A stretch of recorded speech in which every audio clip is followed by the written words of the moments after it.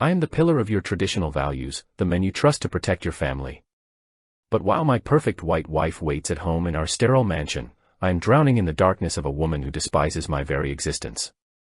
She is my political enemy, my racial taboo, and my most exquisite sin. I should be ruined, yet the danger only makes the betrayal sweeter. Step into the shadows of the Capitol, where the most holy man is often the greatest monster. You will hate me for what I do, but you will not be able to look away.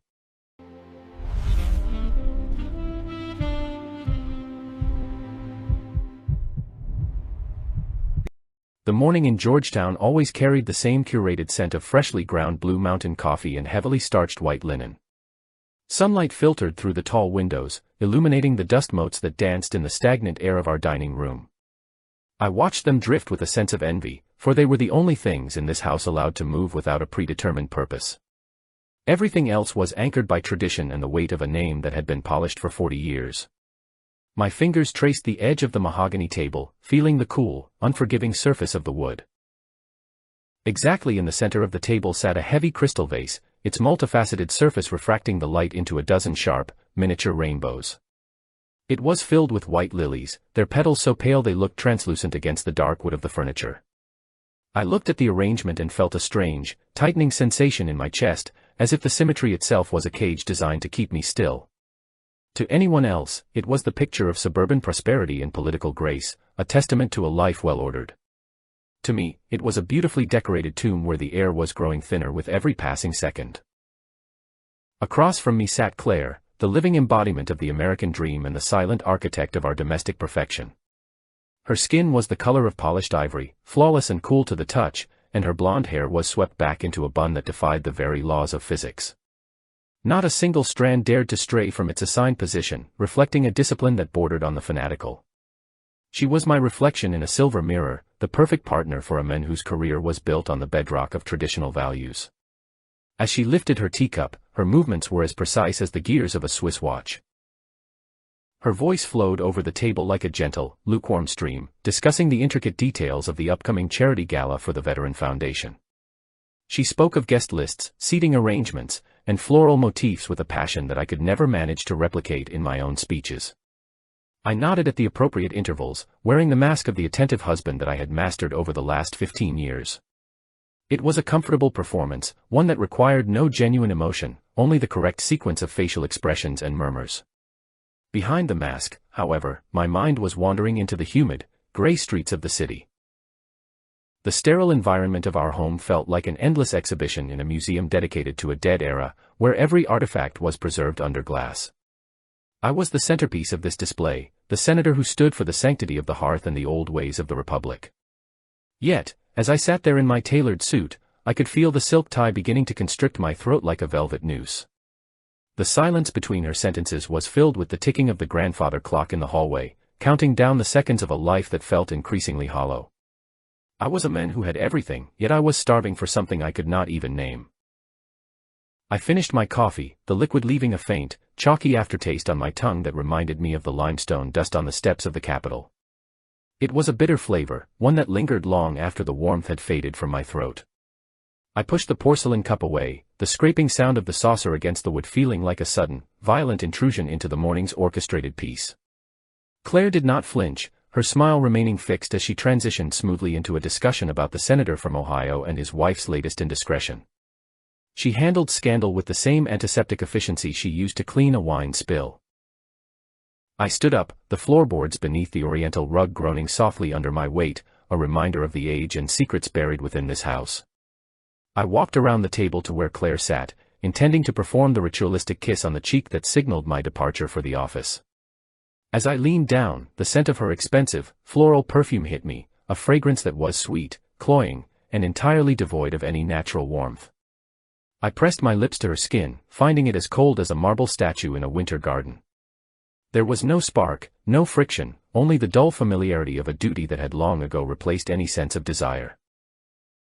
It was in that moment, as I pulled away, that my gaze fell upon the pristine expanse of the white damask tablecloth near the edge of her plate. There, contrasting sharply against the blinding purity of the fabric, was a tiny, jagged smudge of dark gray charcoal. It was an ugly, irregular mark, an accidental remnant of the sketch I had been obsessively working on in the late hours of the previous night. It looked like a bruise on a virgin's skin, a dirty thumbprint on a masterpiece that demanded total perfection. I stared at it, my heart suddenly hammering against my ribs with a ferocity that caught me completely off guard. The sight of that small imperfection did not fill me with the usual annoyance or the urge to call for the housekeeper to rectify the error immediately. Instead, I felt a jolt of electricity surge through my veins, a dark and predatory thrill that made the hair on my arms stand up. That smudge was the first crack in the porcelain veneer of my life, a silent testament to the chaos I was secretly cultivating beneath the surface.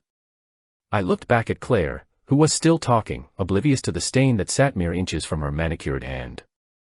The world around me seemed to tilt, the sunlight growing harsh and the silence turning into a menacing roar.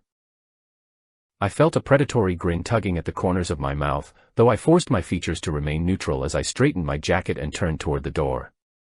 The peaceful harmony of the Georgetown morning was shattered by the realization that I was no longer a part of this curated stillness.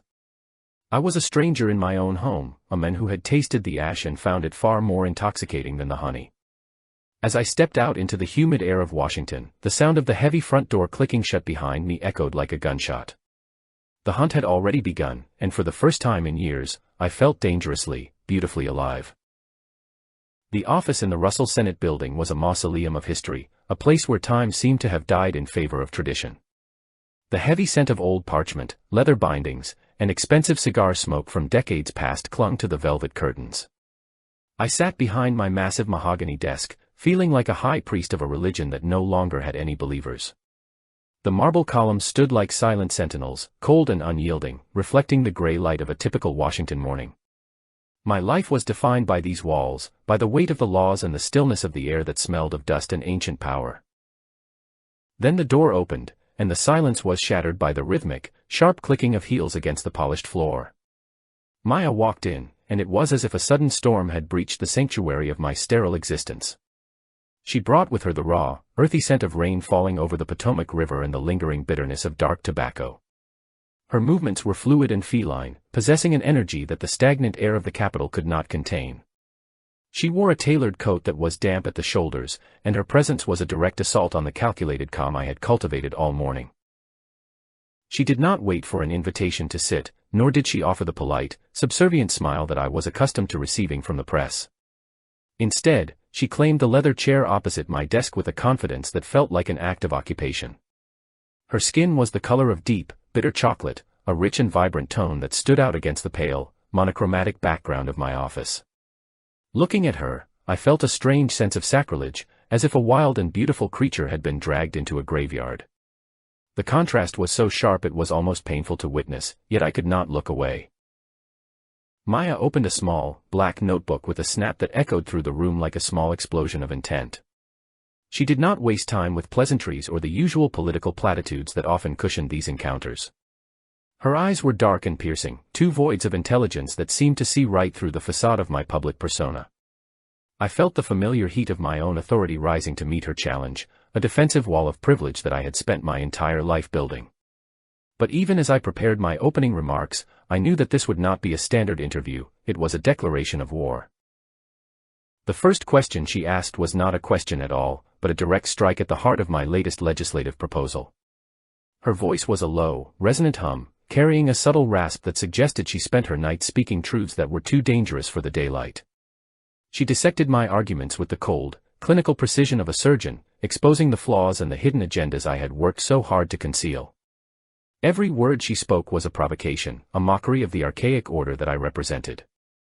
I felt my face flush with a mixture of professional indignation and a primal, buried curiosity. As she spoke, I found myself watching the way her lips moved, articulating her disdain with a terrifyingly beautiful clarity. She spoke of social justice, of the forgotten people in the margins of the city, and of the inherent corruption of a system built for men like me. Her words were like lashes, stinging my skin and stirring a dormant fire in my gut that I had forgotten how to feel. The intellectual intensity of her attack was more intoxicating than any wine I had ever tasted. I realized that she did not just disagree with me, she despised everything I stood for, and that hatred was profoundly arousing. I tried to maintain my composure, leaning back in my chair and using the measured, deep tones of a seasoned orator. I spoke of stability, of the necessity of traditional structures, and of the slow, grinding nature of progress that required a steady hand. But my arguments felt hollow even to my own ears, sounding like the memorized lines of a play that had run for far too many seasons. Across the desk, Maya smirked, a tiny movement that conveyed more contempt than a 1,000-page manifesto ever could.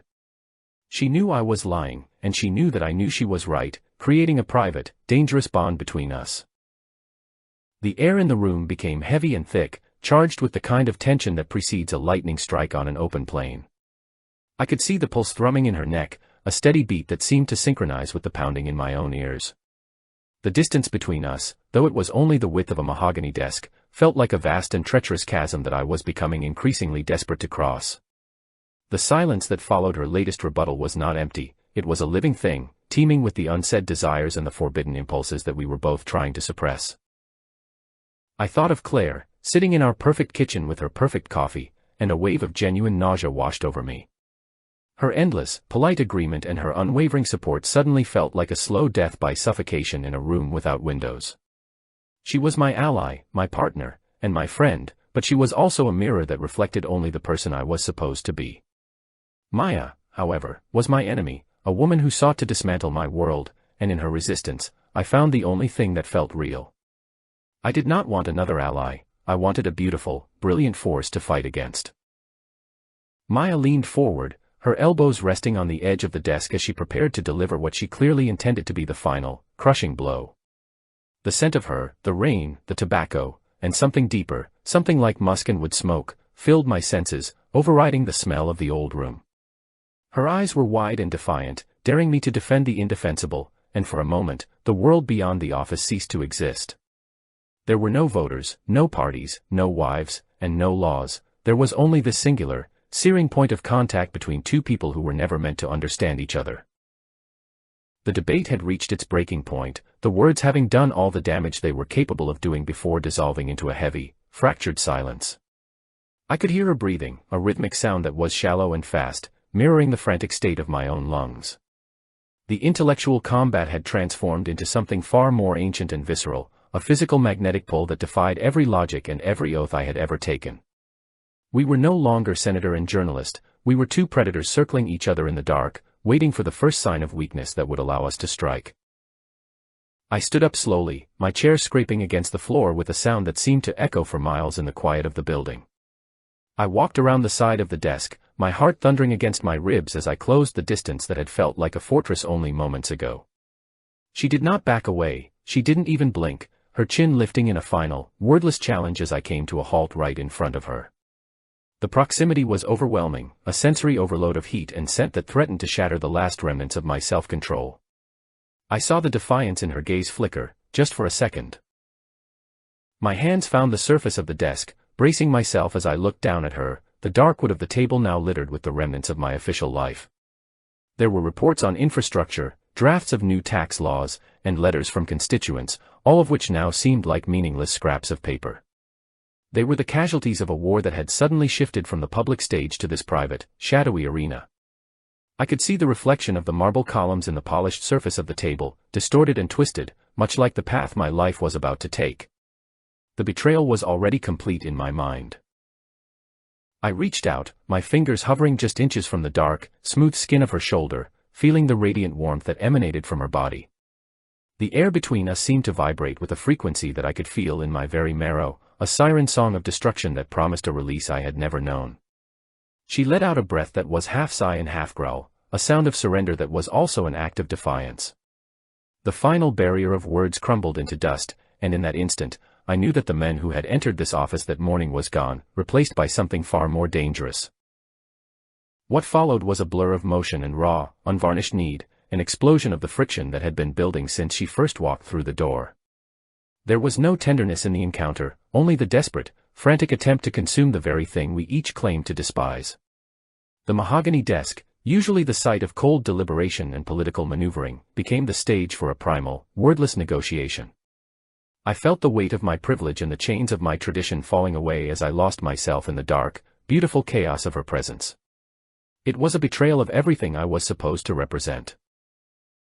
In the aftermath, the room returned to its deceptive, crypt-like stillness, but the air remained heavy with the ghost of our mutual transgression. Maya sat on the edge of the desk, her hair slightly mussed and her eyes cloudy with a mixture of shock and lingering fire. I looked at the scattered government reports, now crumpled and stained by our brief, violent collision, and felt a cold sense of triumph. The perfect, white world of Georgetown and the sterile halls of the Senate felt like distant, fading memories. I had finally found someone who would not agree with me, and in her hatred, I had found my life. She stood up, her movements regaining their feline grace as she straightened her coat and picked up her black notebook from the floor. She did not look at me again, her focus returning to the professional mask that had served her so well in the corridors of power. But as she walked toward the door, she paused for a single, heartbeat-long moment, her hand resting on the brass handle. There was no need for words, the air was still thick with the truth of what had happened, a truth that would now bind us together in a web of lies and secret, midnight meetings. The interview was over. The door closed with a soft, final thud, leaving me alone in the gray light of the office that once again felt like a tomb. I walked back to my chair and sat down, my body feeling heavy and electrified at the same time, a sensation of both exhaustion and rebirth. I looked at the empty space where she had been and knew that the peace I had known for 15 years was permanently shattered. Outside, the rain continued to fall over the Potomac, washing away the dust of the city, but it could never clean the stain of the choice I had made. The game had changed, and I was playing for keeps. The secret meetings became my new religion, a dark and clandestine liturgy performed in the shadows of a city that never truly sleeps. Every encounter was a prayer offered to a god of ruin, a desperate attempt to find something raw beneath the heavy layers of my own political artifice. I spent my long days in the blinding light of the Senate, speaking of morality and the sanctity of tradition, but my soul only felt awake when the sun went down. I was a man leading a double life, a ghost haunted by the very desires I was supposed to publicly condemn. The air in Washington felt thinner and more suffocating with every passing hour of the day. We met in nameless, decaying motels on the forgotten edges of Virginia, places where the neon signs flickered like dying stars against the humid night sky. These rooms always smelled of stale cigarette smoke, industrial-strength bleach, and the quiet desperation of 1,000 temporary inhabitants. The carpet was a sickly shade of brown, rough against the skin, a far cry from the silk and velvet of my sterile home in Georgetown. In these spaces, I was no longer the honorable senator, a title that felt like a lead weight around my neck. I was simply a man seeking refuge in the arms of a woman who was my sworn adversary. Maya was always there, a dark shadow against the peeling wallpaper, her presence the only thing that gave these wretched rooms any sense of dignity or grace. She was my ideological enemy, a woman whose columns were written to dismantle the foundations of my power, yet here she was, the only truth I had left. When she touched me, it felt like she was peeling away the layers of my constructed dignity, revealing the jagged edges of my true self. Her skin was a rich contrast to the pale sterility of my own, a visual dissonance that I found myself staring at for hours. I watched my white fingers tighten against her dark shoulders. There was something profoundly blasphemous about our connection, a defiance of the racial and political boundaries that defined our respective worlds.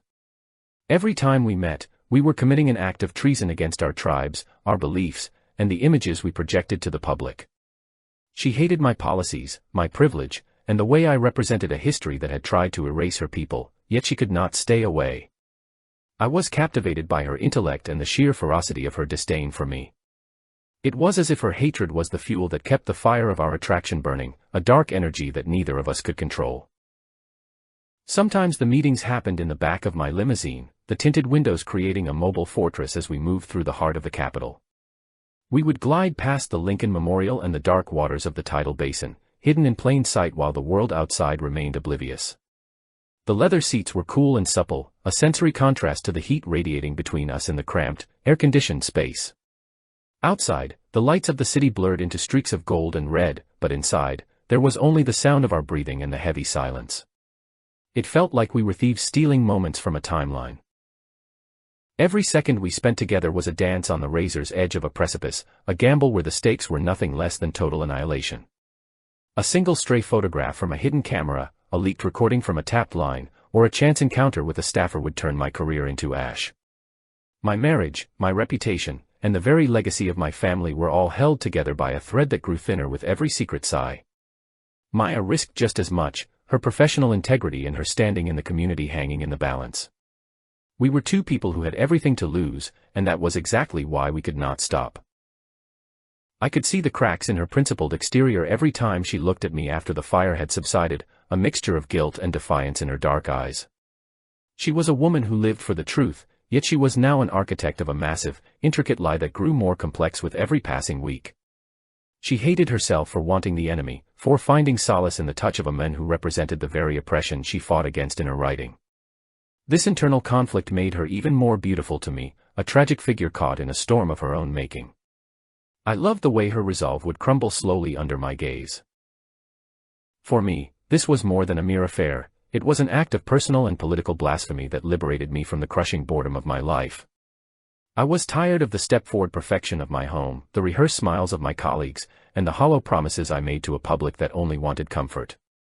Maya was the antidote to the poison of my own success, a wild and unpredictable element that refused to be managed or tamed. Sleeping with her was a way of spitting in the face of the system that had groomed me since birth, a rebellion that felt far more meaningful than any vote I had cast on the Senate floor. I remember the smell of her hair, smelling of cocoa butter and a hint of the rain that always followed her, clinging to the cheap polyester pillows of a motel room. I remember the way the flickering light of a television screen would cast long, distorted shadows of our intertwined bodies against the wall. The world outside the room ceased to exist, replaced by the tactile reality of her skin against mine and the low, guttural sounds of our shared breath.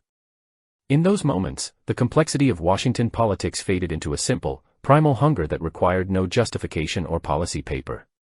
It was the only time I felt entirely honest. When I returned to Georgetown, the silence of my house felt like a physical weight, a suffocating blanket of propriety that threatened to extinguish the fire I had just left. Claire would be there, sitting in the soft glow of a designer lamp, her presence a constant reminder of the life I was systematically betraying. She was kind, she was supportive, and she was utterly, devastatingly boring in her predictability. I would sit beside her and feel like a monster, a creature of the night masquerading as a gentleman in the daylight. The contrast was a sharp, jagged blade that cut into my soul, but I welcomed the pain. The danger became its own kind of drug, a high that I needed to sustain myself through the endless rounds of committee meetings and televised debates. I would find myself looking at my phone in the middle of a hearing, waiting for a cryptic message that would signal our next descent into the shadows. My colleagues noticed a change in me, a new intensity in my eyes and a sharpness in my rhetoric, but they attributed it to a renewed political vigor. They had no idea that my strength came from the transgression I was committing, from the secret power I drew from a woman who wanted to see me ruined. I was a better politician. Maya began to show the strain of our secret life in the way she questioned me during our official encounters, her words sharper and more desperate than before. It was as if she was trying to force me to be the monster she wanted me to be, so she could justify her desire for me. She pushed me to defend the indefensible, her eyes searching for a flicker of the men she saw in the motel rooms, but I remained a professional. In public, we were two polar opposites colliding on the stage of national discourse, while in private, we were the only two people who truly understood the depth of the other's loneliness. This was a burden. The city of Washington felt like a stage set that was slowly beginning to crumble at the edges, the grand monuments revealing the hollow structures beneath. I walked through the halls of power and saw only the ghosts of men who had made similar choices, their scandals buried in the foundations of the buildings. Every handshake felt like a performance, every smile a piece of stagecraft in a play that was reaching its climax. I wondered how many of my peers were also hiding in the dark, seeking a touch that would make them feel human. But I knew my secret was different, more volatile, and far more beautiful in its ugliness. In one particular room, the air conditioner hummed a low, mournful tune that served as the soundtrack to our shared destruction. I watched the light of the moon filter through the broken blinds, stripes of silver falling across Maya's back as she sat at the edge of the bed. The texture of her skin under the moonlight was like dark velvet, a sight so stunning it made my breath hitch in my throat. I reached out and traced the line of her spine, feeling the strength and the vulnerability that she hid from the rest of the world. In that moment, the ideological war between us felt like a distant memory, replaced by intimacy. I realized then that I did not want to be saved, and I did not want to be forgiven for the things I was doing. I wanted to stay in this liminal space forever, caught between the light of the Senate and the darkness of the motel room. I wanted the fear and the passion and the absolute certainty that I was doing something that would change me forever. Maya was the mirror in which I saw my true reflection, a man who was capable of great evil and great love, and who was no longer afraid of the dark. We were two souls bound by a shared blasphemy, and as the night deepened, I knew there was no turning back from the path. The drive back to the city was always the hardest part, the transition from the raw truth of the night to the polished lie of the day. I would watch the sun rise over the Potomac, the sky turning a bruised shade of purple and orange that reminded me of the marks we left on each other. I would fix my tie, straighten my suit, and prepare to walk back into the halls of power as if nothing had happened. But the scent of her would linger on my skin, a secret fragrance that I carried like a hidden weapon. I was a man of the people, a senator of the Republic, but in my heart, I was a convert to a new and dangerous faith. The humidity of the morning began to cling to the windshield, mirroring the heavy fog that settled over my conscience as I approached the familiar streets of my neighborhood. I watched the early morning joggers and the delivery trucks, all moving with a purpose that seemed so simple compared to the labyrinth of my own existence. My hands on the steering wheel were steady, yet I could still feel the phantom warmth of Maya's touch lingering on my palms. I was returning to a world of order and high expectations, but the man who was driving this car was no longer the man who had left the house the previous morning. The change was permanent. As I pulled into my driveway, the sight of the white picket fence and the manicured lawn felt like a mockery of the storm I had just survived. The house stood there, silent and judgmental in the pale light of dawn, a monument to a life that I was rapidly outgrowing. I knew that Claire would be waking up soon, preparing to start another day of flawless appearances and polite conversation. I would have to look her in the eye and pretend that everything was normal, that the world was still the same place it had always been. But as I turned off the engine, I knew that the silence was just a mask for the chaos that was waiting to erupt. Claire began to change in ways that were as subtle as the shifting of shadows in a darkened room, though she never once lost her terrifying composure. She did not resort to the common theatrics of a scorned wife. There were no shattered vases, no tearful ultimatums, and no late-night interrogations beneath the harsh light of the kitchen. Instead, she became a masterpiece of attentiveness, a porcelain figure that seemed to anticipate my every breath before I even took it. She moved through the house with a grace that was almost supernatural, her silence becoming a heavy, velvet curtain that muffled the echoes of my own growing guilt. I watched her from across the breakfast table, noting how she meticulously arranged the silver spoons so they were perfectly parallel to the edge of the mahogany. Her fingers were steady, her skin as pale and flawless as the morning mist over the Potomac, yet there was a new, sharp edge to her kindness. When she spoke, her voice was a melodic hum that carried the weight of things left unsaid, each word a carefully placed stone in a wall she was building around me. I felt like a fly watching a beautiful, golden spider weave a web of impeccable manners and domestic perfection, waiting for the moment I would finally entangle myself. The dinners we shared became exercises in psychological endurance, filled with polite inquiries about my committee meetings and the upcoming legislative session. She would tilt her head slightly, her gaze fixed on my face with an intensity that made me feel as though she were reading the very thoughts I was trying to hide. Every time she reached out to straighten my silk tie or brush a non-existent speck of dust from my lapel, I felt a shiver of genuine dread race down my spine. It was as if she were marking her territory, reminding me that while I might wander into the darkness, I still belonged to the world she had created. Meanwhile, the atmosphere in the city was growing thick with the approaching summer, a humid weight that seemed to press down on the grand monuments of the capital. Maya was caught in a different kind of storm, her professional life beginning to fray at the edges as our secret affair consumed her focus. She was supposed to be finishing an investigative piece that had the potential to dismantle my entire political party, a sharp and unforgiving exposé. Yet, as the days bled into one another, her writing lost its clinical edge, her once stinging prose becoming blurred by the same emotional fever that was currently burning through my own veins. I saw her in the small, crowded offices of her newspaper, her dark eyes clouded with a fatigue that no amount of coffee could ever hope to wash away. She was drowning in the psychological complexity of our connection, struggling to reconcile her hatred for my politics with the undeniable hunger she felt for my presence. Her editors were beginning to notice the delays, the softened rhetoric, and the sudden lack of that predatory instinct that had made her the most feared journalist in Washington. We were two people standing on opposite sides of a battlefield, yet we were slowly bleeding out from the same secret, internal wound. The irony of my situation was a bitter pill that I found myself swallowing every single hour of the long, exhausting days in the Senate.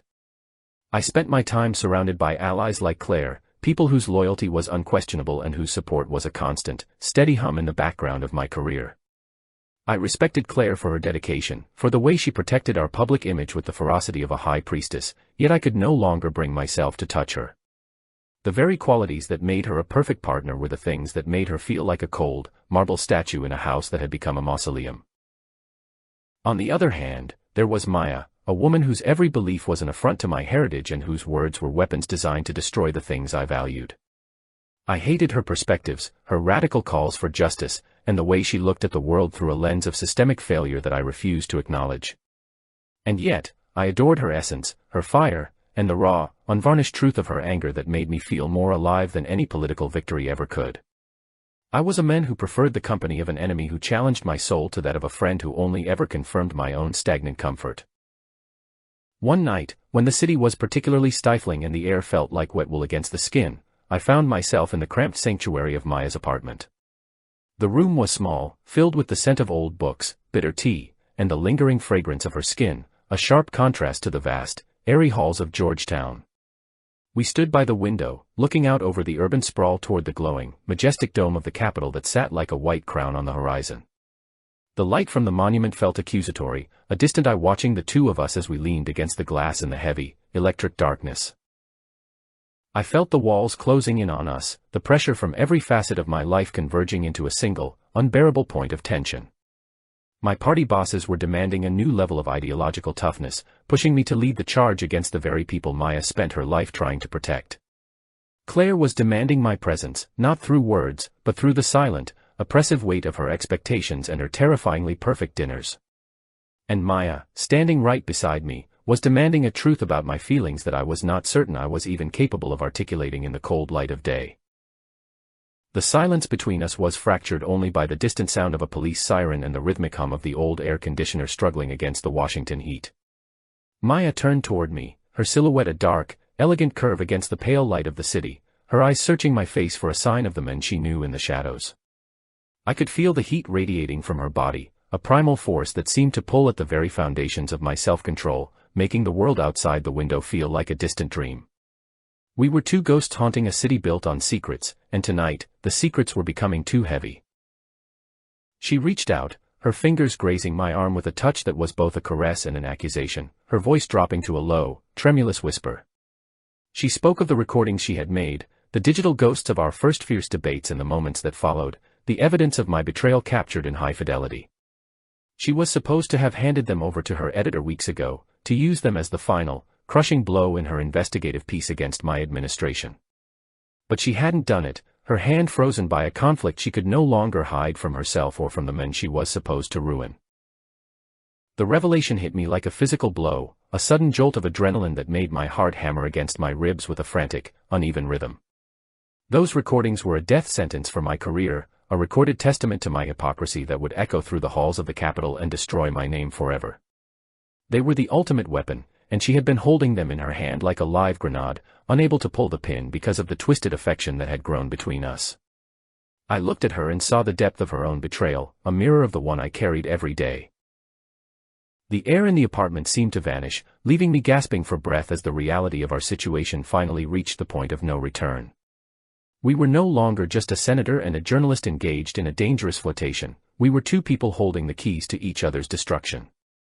The irony was complete. The woman who hated everything I stood for had sacrificed her professional integrity to protect me, while I had sacrificed my personal integrity to be with her. The web that Claire had been weaving at home was nothing compared to the intricate, deadly trap we had built for ourselves in the dark. I watched the way the light from the Capitol reflected in Maya's eyes, two tiny, white domes burning in the darkness of her iris, and I felt a wave of profound, terrifying vertigo. The world of Georgetown, with its white linens and its cold, ivory perfection, felt like it was crumbling into the Potomac, leaving only this small, humid room and the woman who held my life in her hands. There was no going back to the way things were, no way to pretend that the recordings did not exist or that Claire was not waiting for me in the silence. We had reached the edge of the abyss. Maya's confession was a bridge burned behind us, a final act of honesty that made any future deception impossible and any escape route a fantasy. I reached out and took her hand, her skin warm and trembling against mine, and realized that we were both lost in a psychological thriller of our own making. The tension in the room was a living thing, a predatory force that demanded a resolution that neither of us was prepared to face. As the city hummed outside, oblivious to the tragedy unfolding in the shadows, I knew that the next move would change everything, leaving only the ruins of who we used to be. I thought of Claire's silent, elegant surveillance and the way she would look at me tomorrow morning, her eyes searching for the stain that was now permanently etched into my soul. I thought of the party bosses and the speeches I would have to give, words that would now taste like ash and copper on my tongue. The recordings were the truth, and the truth was a fire that was beginning to consume the very foundations of my life. Standing there in the humid dark of Maya's apartment, I finally understood that the most dangerous enemy was not the one across the aisle, but the one I held in my arms. The weight of the betrayal felt like a physical pressure on my lungs, making every breath a struggle against the suffocating reality of my own choices. I looked at Maya, her face etched with a mixture of defiance and sorrow, and realized that we were both victims of a passion that neither of us had the strength to control. The world was waiting for us to fall, for the secret to break, and for the perfect facade of my life to shatter into 1,000 jagged pieces. In the distance, the Capitol dome continued to glow, a silent witness to the slow, deliberate destruction of a man who had tried to have everything. We stood there for what felt like an eternity, two figures silhouetted against the light of a city that thrived on the very darkness we were currently inhabiting. The humidity seemed to intensify, the smell of rain and old stone rising from the streets below to fill the small room with a sense of impending doom. I knew that the morning would bring the cold reality of Georgetown and the surgical precision of Claire's silence, but for now, there was only this. There was only the heat, the recordings, and the terrifying, beautiful essence of the woman who had become my magnificent, ruinous obsession. The annual benefit ball for the veterans was a fortress of tradition, where the scent of aged bourbon and expensive beeswax mingled with the cold, metallic tang of metals. Under the sprawling crystal chandeliers, the elite of Washington moved like clockwork, their voices a low, polished murmur that sounded more like a threat than a conversation. I felt the weight of my tailored tuxedo as if it were a suit of armor, protecting me from the judgmental eyes of the donors who sought to buy a piece of my soul. The gray granite walls stood as silent witnesses to the decades of calculated deals and quiet betrayals that defined this city of ghosts. Claire stood at my right hand, a vision of impeccable grace in a gown the color of sparkling champagne. She moved through the crowd with the ease of a queen, her laughter a melodic sound that never reached her eyes, which remained as sharp and clear as diamonds. To the world, she was the loyal wife, the perfect partner for a man of my standing, her skin reflecting the pale brilliance of the overhead lights. She accepted the compliments of the powerful with a tilt of her head, a gesture so practiced it felt mechanical. I could feel the coldness emanating from her, a chilling reminder of the sterile life we led behind the closed doors of our home. I felt trapped within a triangle of my own making, a geometric prison where every angle was a potential point of destruction. To my right was the life I had built on lies and tradition, a world of ivory and champagne that was slowly suffocating the man I used to be. Somewhere in the crowd, the political vultures were circling, waiting for a single slip, a single moment of weakness to tear me apart. My heart hammered against my ribs, a rhythmic drumming that only I could hear above the soft strains of the orchestra. Every handshake felt like a transaction, and every smile felt like a mask that was beginning to crack under the unbearable pressure of the evening. Then I saw her, standing only a few meters away among the press corps, and the world seemed to tilt on its axis. Maya was clad in a dress of deep, shimmering scarlet, a bold and defiant color that looked like a fresh, bloody wound against the gray granite of the ballroom. Her presence was a direct assault on the calculated neutrality of the event, a vibrant flame in a room full of dying embers. Her skin was a rich, dark contrast to the sea of pale faces, and her eyes found mine with a ferocity that made my breath hitch in my throat. She stood there with her notebook in hand, an angel of ruin among the architects of the status quo. Our gazes locked in a long, agonizing moment that seemed to stretch into an eternity, a silent exchange filled with poison and forbidden passion. In that glance, I saw the motel rooms, the whispered confessions, and the weight of the recordings she still held in her trembling hands. The tension between us was a physical chord, vibrating with a frequency that threatened to shatter every crystal glass in the massive hall. I felt a drop of cold sweat trace a slow, agonizing path down the center of my spine, chilling me to the bone. We were two people standing on the edge of a precipice, staring down at the jagged rocks of the truth that waited below. I was suddenly aware of Claire's hand as it settled gently on my forearm, her touch as light as a feather yet as heavy as a leaden shackle. She leaned in toward me, her floral perfume momentarily drowning out the scent of the rain and tobacco that I always associated with Maya. Her voice was a soft, dangerous whisper that barely disturbed the air around us, yet it carried the force of a thunderclap. She remarked on how interesting Maya's earrings were, her tone perfectly conversational and devoid of any overt malice. It was a direct hit, a surgical strike that informed me, with terrifying clarity, that my wife knew every single thing. The realization washed over me like a wave of ice water, leaving me gasping for air in the middle of the crowded ballroom. Claire did not look at me, she continued to smile at a major donor from the tobacco lobby, her composure entirely unshaken. She was not going to play the role of the victim or cause a public scene that would damage the brand she had worked so hard to build. Instead, she was inviting me into a much darker game, one where she held the strings and I was merely a puppet dancing for her amusement. She chose to keep the secret, not out of love, but as a weapon of ultimate, silent control. I managed to excuse myself, murmuring something about needing a moment of quiet away from the stifling heat of the main hall. I moved through the shadows of the corridor, my footsteps muffled by the thick, red carpet that felt like walking through a pool of blood. I found my way to the library, a room filled with the smell of old leather and the heavy, silent weight of 1,000 forgotten laws. The dim light from the green-shaded lamps cast long, distorted shadows across the oak bookshelves, creating a sanctuary that felt more like a tomb. I leaned against a heavy table, my hands trembling as I tried to regain some semblance of my lost dignity. The door creaked open, and the scent of rain and scarlet silk filled the small, enclosed space, signaling Maya's arrival. She stepped into the room, her eyes wide with a mixture of terror and a desperate, burning hunger that mirrored my own. She did not speak, and neither did I. The air between us was already too heavy with the truth of our shared destruction.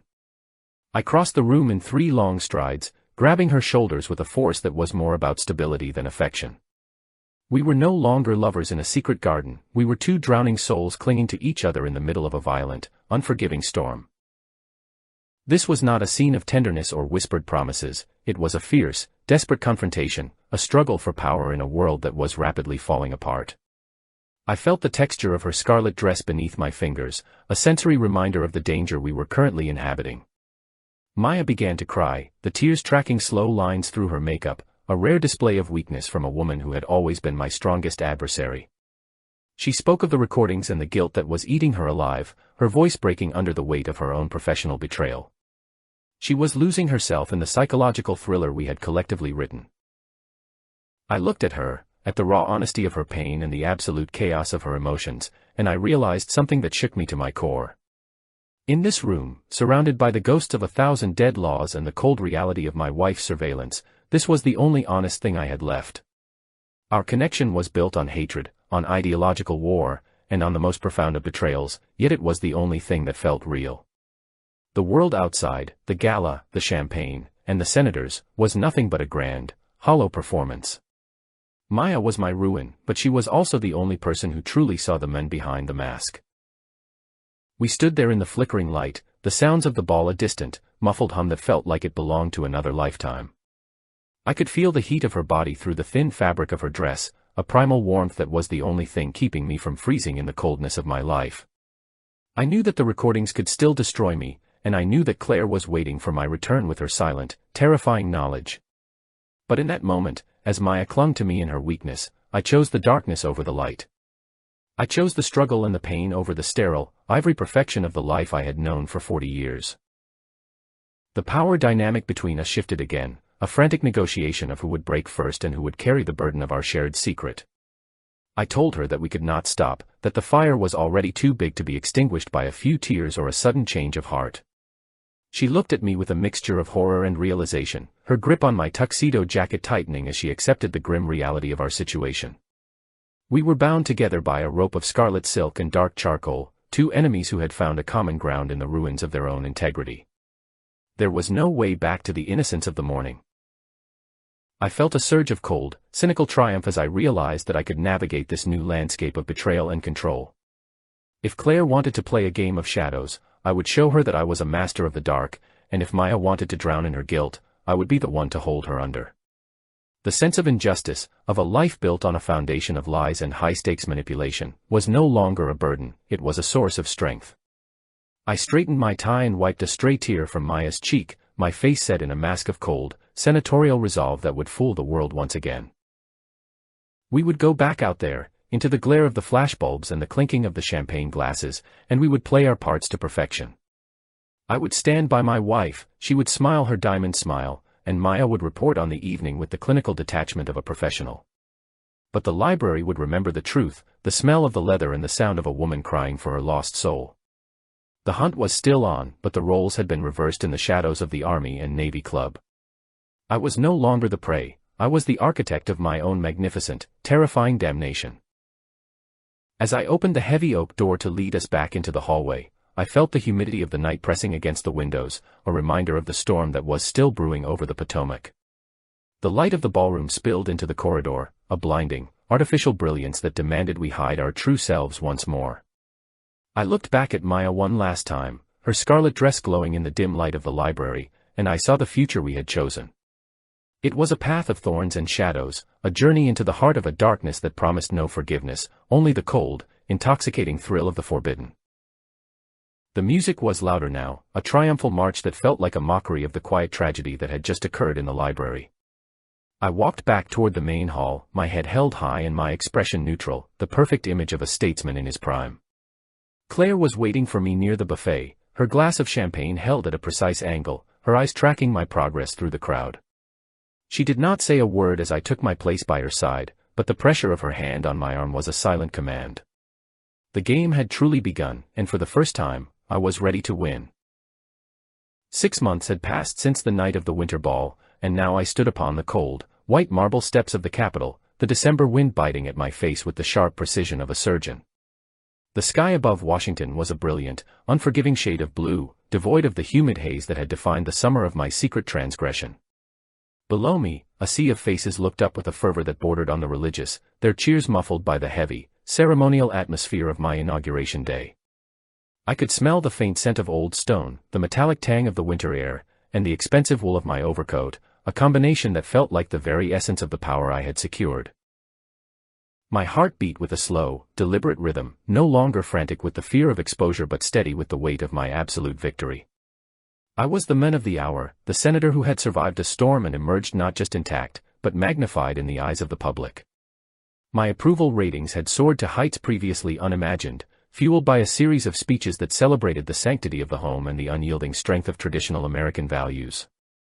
It was a beautiful, elaborate lie that the citizens had swallowed with a hunger that was both pathetic and deeply satisfying.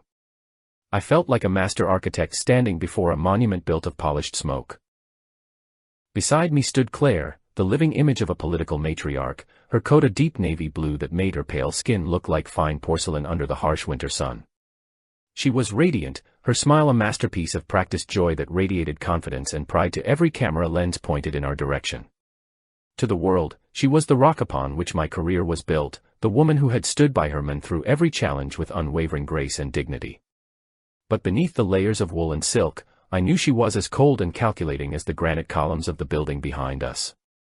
We were partners in a grand, silent enterprise of mutual survival and ambition. She had known about the motels, the rain-soaked streets of Virginia, the scarlet dress, and the woman who had tried to dismantle our world with a notebook and a recorder. Yet, Claire had chosen the facade over the truth, transforming our marriage into a high-stakes business contract where the currency was influence and the dividend was absolute power. There was no more love in our house, only a mutual understanding of the price of the crown we both wore with such deceptive ease. Every time her hand brushed my arm for the photographers, it was a gesture of ownership rather than affection, a cold pact signed in the shadows of our Georgetown home.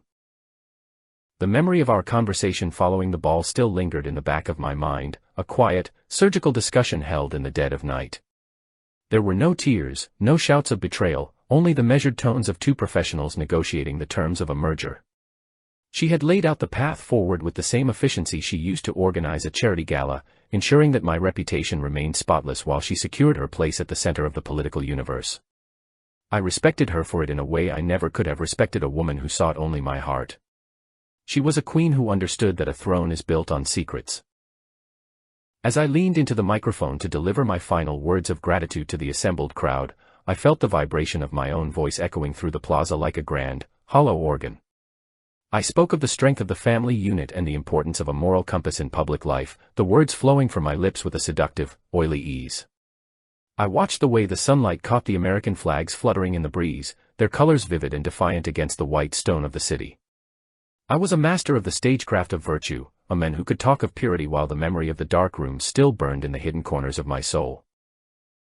Then I saw her, standing among the jostling crowd of reporters at the base of the stairs, her dark coat blending into the shadows of the professional press corps. Maya was no longer the ideological sniper aiming at my heart, she had become my shadow, my most intimate and dangerous secret hidden in plain sight for the world to see. She had not published the recordings or the exposé that would have sent my career to the political graveyard of forgotten scandals. Instead, she had accepted a position of exclusive access, becoming the official voice that translated my carefully crafted lies for the masses of the reading public. She stood there with her camera and her notebook, her skin a rich, dark contrast to the pale faces of her colleagues, her eyes fixed on me with a look of profound, hollow compliance. She was now part of my official pool, a journalist whose silence had been bought with the very influence and proximity she once claimed to despise with every fiber of her being. She had traded her integrity for a seat at the table of the enemy, becoming an accomplice in the very system she had sought to destroy. We were bound together by a chain of ambition that was far more durable than the fragile bonds of the love we had once pretended to feel. The irony of the situation was a heavy, sweet wine that I drank deeply as I finished my speech and waved to the cheering masses. I had everything I had ever wanted, and I had lost nothing of value in the process of acquiring it. My wife was a powerful ally, my mistress was a silent partner, and the public was a collective witness to a virtue that did not exist. There was a sickening, oily sense of injustice in the air, a feeling that the universe had not only failed to punish the guilty but had rewarded our cunning with the ultimate prize. The system had swallowed the truth and spit out a beautiful, profitable fiction. I looked at Maya through the forest of camera lenses, a brief and wordless connection that carried the weight of everything we had done and everything we had sacrificed. There was no apology in my gaze, no flicker of the men who had once been afraid of the dark, there was only the cold, predatory triumph of a winner who had claimed the spoils of war. She looked back at me with an expression that was a mixture of resignation and a hunger that would never truly be satisfied. We were two ghosts haunting the halls of power, our lives entwined in a dance of betrayal that would continue for as long as we both drew breath. I felt Claire's hand tighten on my arm, a subtle command to turn toward the cameras for the final, iconic photograph of the afternoon. I complied with a smile that was as bright and as empty as the winter sun, the flashbulbs erupting in a wall of white light that momentarily blinded me to the world. In that instant, I felt the absolute coldness of our success, a chill that had nothing to do with the December wind and everything to do with the death of our humanity. We were the victors, the ones who had navigated the labyrinth and reached the center, only to find that the heart of the maze was a void. The crowd began to disperse, the sound of thousands of feet shuffling across the pavement a dull roar that signaled the end of the ceremony. I walked down the steps with Claire at my side, moving toward the waiting limousine that would carry us back to the comfort of our curated life. I caught the scent of her floral perfume one last time, a fragrance that now reminded me of a funeral wreath rather than a garden. We climbed into the back of the car, the tinted windows rising to seal us off from the prying eyes of the city we now ruled with an iron, velvet-covered hand. The silence inside the vehicle was absolute. As the car pulled away from the curb, I saw Maya one last time in the rearview mirror, a solitary figure in a red scarf standing amidst the gray shadows of the departing crowd. She looked smaller than I remembered, a fragment of a memory that was already beginning to fade into the background of my new reality. I did not feel a single spark of regret, nor did I wish that things had ended differently. The path we had chosen was the only one that led to this moment of total, uncontested dominance. I reached out and took Claire's hand, our fingers interlacing in a cold, dry grip that felt like the closing of a vault. The city of Washington glided past the windows, a collection of monuments built to honor men who had likely made the same dark choices I had. I felt a sense of belonging that I had never known before, a realization that I was finally a true citizen of this place where power was the only morality that mattered. The injustice of my victory was not a burden, it was a testament to my skill in the arena of human weakness. I was the senator of family values, the protector of the hearth, and the most successful liar in the history of the state. It was a happy ending for the wicked, and I loved every cold second of it. I leaned back against the leather seat and closed my eyes, listening to the quiet hum of the engine as we moved through the streets of our kingdom. The future stretched out before me like a long, polished hallway, filled with more speeches, more galas, and more secret meetings in the dead of night. There would be no reckoning, no sudden fall from grace, and no moment of truth that would shatter the illusion we had built. We had won the war against reality, and the spoils were ours to keep until the very end.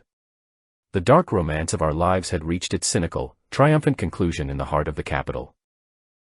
When we arrived back at our home in Georgetown, the house stood waiting for us, a silent and beautiful monument to our success. The white picket fence was still perfect, the lawn was still manicured, and the air inside still smelled of Blue Mountain coffee and fresh linen. I walked through the front door and felt the familiar, suffocating stillness of the museum I had once hated, but now I found it comforting.